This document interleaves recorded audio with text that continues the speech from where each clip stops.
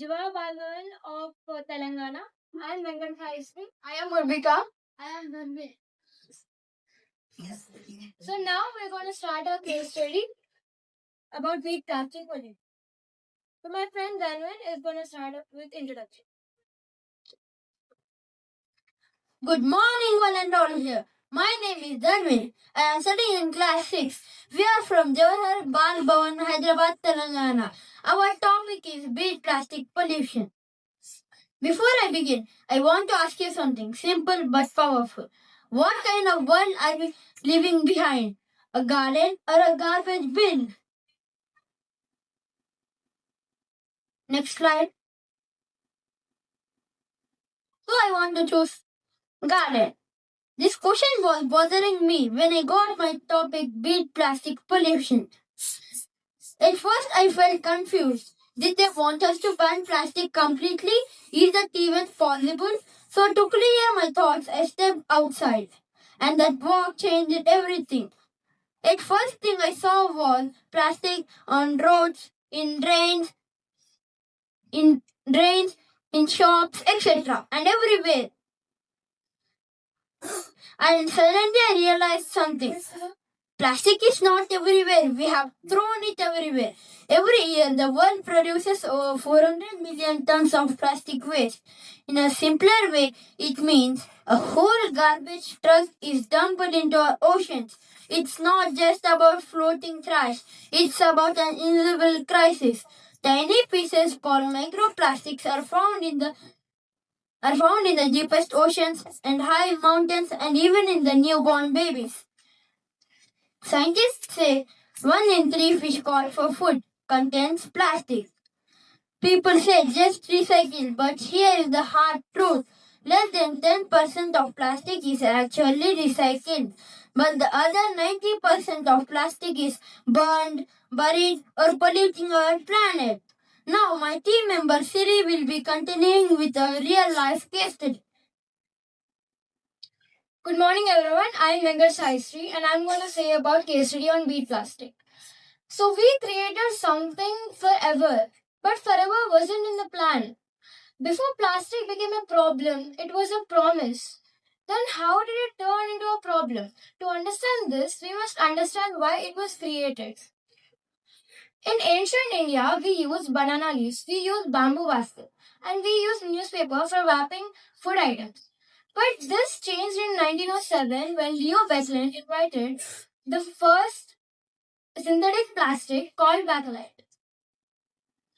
This was the first time when people stopped depending on nature and started creating materials themselves. And by saying beat plastic, we mean to ban the unnecessary plastic, not the useful plastic. So, what is unnecessary plastic? Unnecessary plastic is single use plastic like water bottles, wrappers, and etc. But useful plastic is used in medical syringes and reusable containers.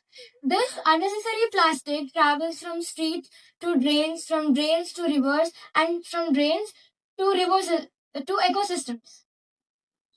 And let me take an example of my local area, which is Musi River. What flows here is not just water; it's a flood of plastic which is choking our animals. And to cure this, we can deploy a leaf-shaped drone. It's shaped in the form of leaf so that it can flow easily in water, and it has a mesh below it so that it can collect the plastic waste. So the benefits and uses of this drone are that it has sensors present in it so that it detects any fish and doesn't harm them. And it is made up of recyclable material, so it's eco-friendly. And it creates employment opportunities because somebody is needed to operate these drones.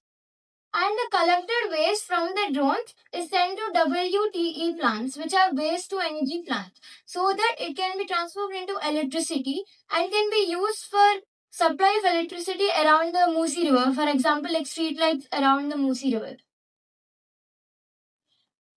And the real life example of WTE plant in Hyderabad is Jawahar Waste to Energy Plant. And if we talk about other public places where plastic is often found, first let us take example of Charminar. So in Charminar, for example, if we take food stalls or shopping stalls, plastic is used every single meter. It's used for packaging, it's used for serving food, etc. And to solve this, we can implement wrappers and cups made up of banana leaves and bamboo baskets like they used in ancient times. And we can even use paper cups, paper bags, cloth bags, jute bags, and etc. And other public space is metro stations and bus stations. When we travel in metro stations and bus stations, we are usually provided with snacks in plastic wrappers and water in plastic bottles. So to solve this, we can deploy solar powered WTE bins so that the plastic after use can be thrown in this bins and will be sent to WTE plants, and it will be helping us in providing electricity. And this electricity can be used in metro stations and even lights near bus shelters. Another major place where plastic is floating is in Hussain Sagar. My friend Urvika observed near her local area that plastic is everywhere near this river like Hussain Sagar. And to solve this, we can implement the same drones which we use for Musi River. Another interesting place where plastic is used is near construction sites. Like trampolines and poly ropes are used here. And to prevent this, we can use reusable moldar mats because they are more durable and foldable. 2 minute left, guys. So the overall impact is it creates a sustainable development. And beyond technology, we should change our habits. We watch a movie once and then we watch it again and again. We invest our emotion and time in it. But coming to any environmental program, we watch it once and we understand it, appreciate it, and we forget it the next moment. We use it every day. And before a movie starts, they give warnings of stop drinking, stop smoking, and what health problems it causes. But we can do the same thing for plastic. Stop using plastic bottles, stop using covers, and what problems it causes. Alcohol, even though it's harmful, is served in glasses. But what about plastic? What about healthy food? It's served in plastic, like fruit salads and fruit juices. So we have to change our habits. Now my friend Urika will continue with Though the plastic management and recycling have gained a lot of momentum in these previous years, it is important for us to realize that the change should take place within us. Plastic recycling and segregation should start at the source.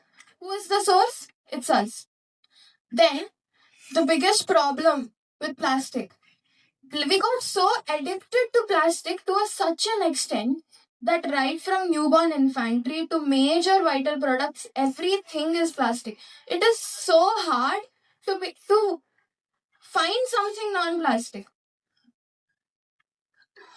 To create awareness among students, because students are the best way to spread information along the wider community and other students, it is important to organize programs and conferences like this to create awareness among students. In past, how was food packed? Natural resources, banana leaves, areca leaves.